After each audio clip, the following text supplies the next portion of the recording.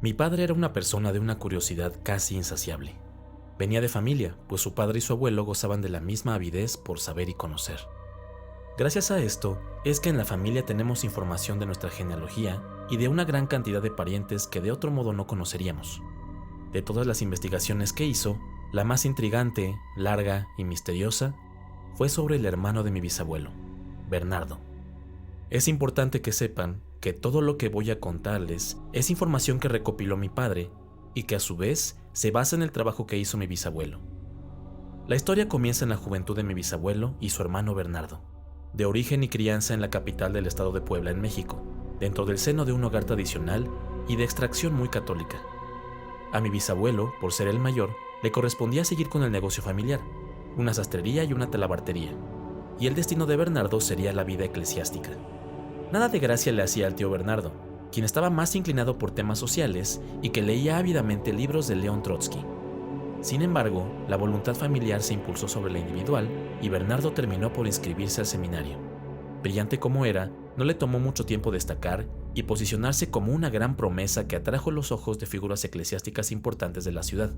Su carisma le permitió ganar el favor de algunos de ellos que le facilitaron el acceso a tutores especiales en materias a los que no todos podían aspirar. Mi bisabuelo, por otro lado, estaba demasiado enfocado en los negocios familiares y resentía un poco que en cierto modo su esfuerzo era lo que sostenía la costosa preparación de Bernardo. Eso los distanció un poco en términos de su relación como hermanos. Luego, esa distancia se acentuó cuando a Bernardo lo enviaron a Oaxaca como parte de su trabajo como misionero. Pasados unos años, mi bisabuelo y Bernardo se reencontraron. Para entonces, mi abuelo ya había nacido, y eso hacía que el tío Bernardo visitara más seguido a la familia. Estas visitas propiciaron que los hermanos hablaran y de alguna manera se dio un reencuentro que les permitió revivir esa estrecha relación que tenían cuando pequeños. Fue en esos años de pláticas en los que el bisabuelo escribió una especie de diario, un recuento de la vida de Bernardo. Después de varios años, nadie sabía nada acerca de Bernardo, y para entonces mi bisabuelo ya era un anciano y mi padre ya estaba en escena. Su abuelo, mi bisabuelo, vivía en la misma casa con ellos y pasaba prácticamente todo el día con él. Esta cercanía hizo que mi padre generara una obsesión con las múltiples historias sobre Bernardo. En una de esas pláticas con su abuelo, mi padre insistió en saber más sobre la figura enigmática de Bernardo. Mi bisabuelo entonces fue por un viejo cuaderno donde guardaba sus memorias y le dijo a mi padre: «Esto jamás debe saberse, porque mancharía la reputación de mi hermano. Yo lo escribí sin su permiso, pues temía que la iglesia lo descubriera, pero sus vivencias eran demasiado importantes como para dejarlas a la suerte de mi memoria, por lo que decidí plasmarlas aquí para no olvidarlas». Y con esto le reveló a mi padre el contenido, el cual tenía como portada, escrita con puño y letra de mi bisabuelo, la vida del padre Bernardo. Las notas detallaban una cronología muy extensa que comenzaba cuando Bernardo había sido enviado como misionero a Oaxaca. Era parte de su entrenamiento, por así decirlo, y el objetivo era curtirlo para que después ocupara una posición más importante en alguna diócesis y quizá después enviarlo a Roma para una preparación mayor. A su llegada a Oaxaca, comenzó a convivir con varios miembros de la Orden de los Predicadores, o dominicos como los conocemos comúnmente. Le asignaron una pequeña población en la zona montañosa de Oaxaca, o la sierra como se le conoce, y al parecer ahí lo esperarían otros sacerdotes. Lo acompañaron algunos de sus nuevos colegas dominicos que ya estaban acostumbrados a la zona. Considerablemente mayores que él, le servirían para aprender. Pronto empezó sus labores y se dio cuenta que el trabajo era más pesado de lo que había pensado. No tenía ni una semana cuando algunos campesinos llevaron a una jovencita diciendo que le habían hecho brujería.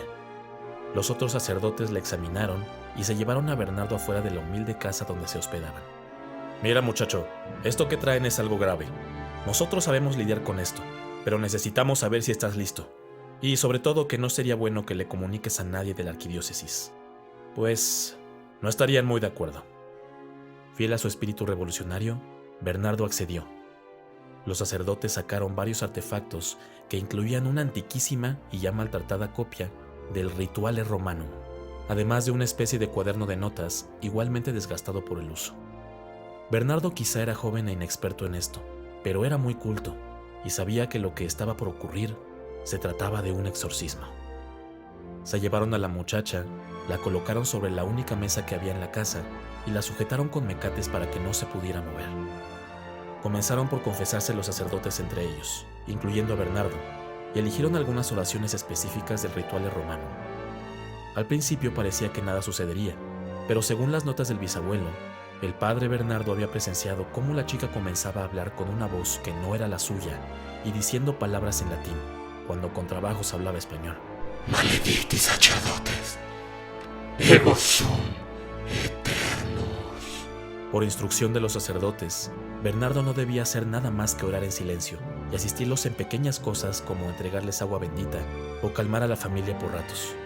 Le dieron la orden explícita de que si la chica se dirigía a él, no debía contestarle. Sucedió en al menos una ocasión, en donde al parecer la muchacha lo agredió diciéndole: Tú no eres un sacerdote, pinche bolchevique fracasado.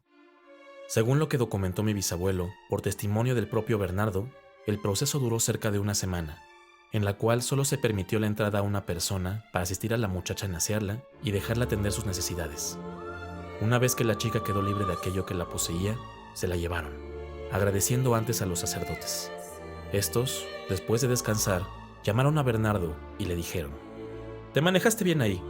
Si quieres, nosotros te podemos enseñar». En palabras del propio Bernardo, ahí comenzó su batalla como exorcista. No se pierdan la parte 2 de este relato en nuestro siguiente episodio.